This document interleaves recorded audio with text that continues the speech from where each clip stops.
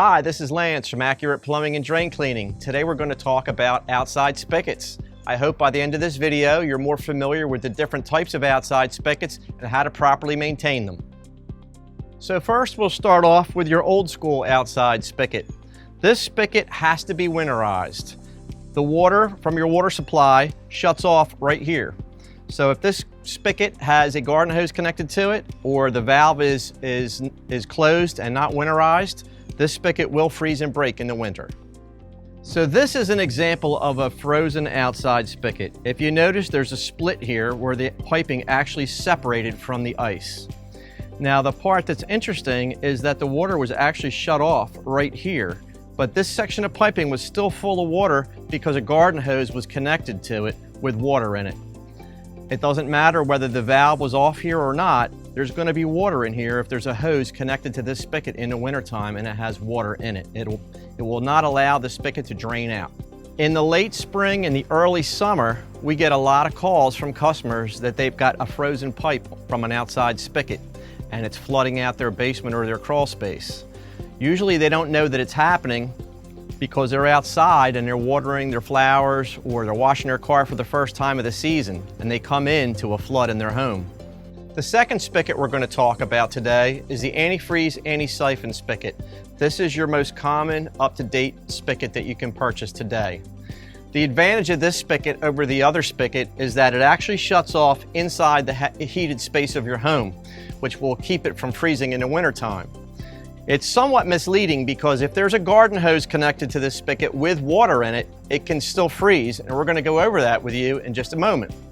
So here we have a typical scenario at someone's home. They have a hose reel mounted to the house with their outside spigot. Usually the reel is a little higher than the spigot, so it makes it easy for the customer to reach their hose. If it were wintertime right now, this would be a perfect example of an improperly winterized outside spigot. Even if this spigot were shut off, if this garden hose were on this reel and it's above this spigot and the valve sprayer is in the closed position, this hose is still full of water and it can freeze and break this outside spigot. Not every outside spigot repair is the same, and that's why here at Accurate Plumbing we carry all the parts that we need to make the repair the right way the first time. This particular outside spigot is on a cinder block wall, and if you notice, there are no screws holding this spigot to the wall, and it's loose in the wall. You can see it turns and twists.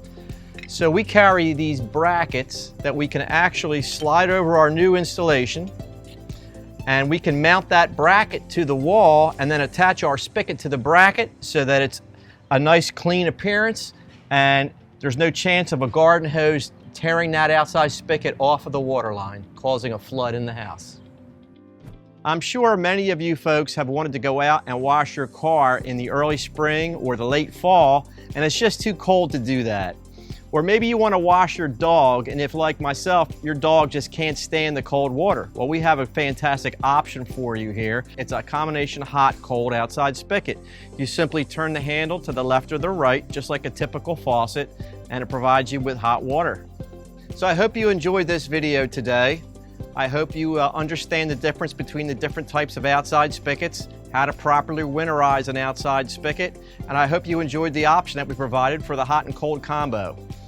If you ever have a need for an outside spigot replacement, please give us a call, 856-468-9775, or you can email me at lance@picaccurate.com.